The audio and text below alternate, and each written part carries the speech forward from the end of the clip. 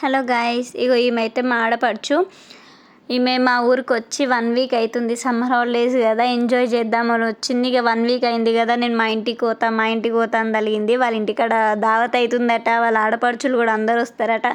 మంచిగా మా ఇంటికాడ కూడా ఎంజాయ్ చేద్దును, నేను మిస్ అయిపోతున్నా అని ఊకే తలుగుతుంది. వాళ్ళ అన్నలకు ఫోన్ చేసి నన్ను బస్ దగ్గర డ్రాప్ చేసి వద్దుర్రీ అంటే ముగ్గురు క్రికెట్ ఆడడానికి అని పోయారు వాళ్ళ ముగ్గురు అన్నలు. ఇక మేము కూడా ఇలా హైదరాబాద్కి పోదామని మా ఆయనకు ఫోన్ చేస్తే క్రికెట్ ఆడడానికి పోయిండు.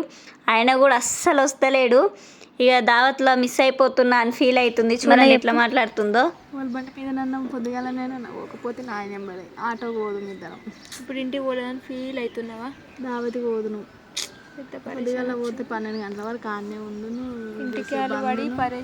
జరసేపు ఈ పని ఆ పని చేద్దును, ఉన్నది వండును ఊడుద్దును, ఇంత వండును లేకపోతే ఆడికే పోయి తిండు. వంట కూడా చేసుకోకపోదు. దావత్ ఏముంది, దావత్ కాడ తిండు. ఆడపిల్లలు ఇల్లు వస్తారు, అందరు వస్తారు. ఈమెనైతే మేము ప్రజ్ఞాపూర్ దగ్గర బస్సు అయితే ఎక్కించడం. బస్సు ఎక్కించి మేము కూడా హైదరాబాద్కి వెళ్ళిపోవాలి కాబట్టి వెళ్ళిపోతున్నాం. పోయే ముందు గౌరారంలో అయితే ఆగినాం. గౌరారంలో మేమైతే మా బాబాయ్ వాళ్ళ దగ్గర మామిడి పండ్లు అయితే తీసుకొని ఇంకా మళ్ళీ వెళ్ళిపోతుంటే మాకు ఒక వింతగా అనిపించింది. డీసీఎంలో వీళ్ళందరూ ఎడుకుపోయినట్టు ఫుల్ డిచ్ అయిపోయి మొత్తం డ్యాన్స్ చేస్తున్నారు. నేనైతే ఎంత నవ్వుకున్నా అంటే అసలు వాళ్ళు అసలు మస్తు ఎంజాయ్ చేస్తారు వాళ్ళు. ఇక జర్నీ చేసేటప్పుడు అయితే మా పాప కంపల్సరీ పడుకుంటుంది. ఆమె అయితే కంపల్సరీ ఫ్రంట్ సీట్లోనే కూర్చుంటుంది. బ్యాక్ సీట్లో నేను వేసినా కూడా మళ్ళీ ఫ్రంట్కి వెళ్ళిపోతుంది.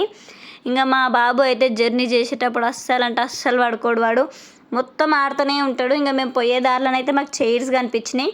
ఇంకా మా పాపకి తీసుకుందామని ఆపినాం. ఒక చైర్ అయితే తీసుకున్నాం. దాని రేట్ అయితే వాడు 450 చెప్పిండు. 450 చెప్పిండు అనేసి మా ఆయన నన్నే మాట్లాడమన్నాడు. ఇక నేనైతే రేట్ మాట్లాడినా. నేనైతే ఆ చైర్ వాడు 450 చెప్పిండని నేను 200కి అడిగిన. ఇక 200కి బేరం చేసి వాడైతే ఇచ్చిండు. ఎంతైనా ఆడవాళ్ళంటేనే బేరం అంటేనే ఆడవాళ్ళు కాబట్టి చేసినాం.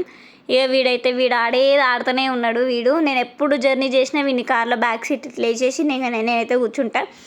మేమైతే హైదరాబాద్కి ఎంటర్ అయిపోయి ఇంటికి పోయిన తర్వాత మేము ఏమేమి చేసినామో నెక్స్ట్ వ్లాగ్లో అప్లోడ్ చేస్తా. Wait for part 2.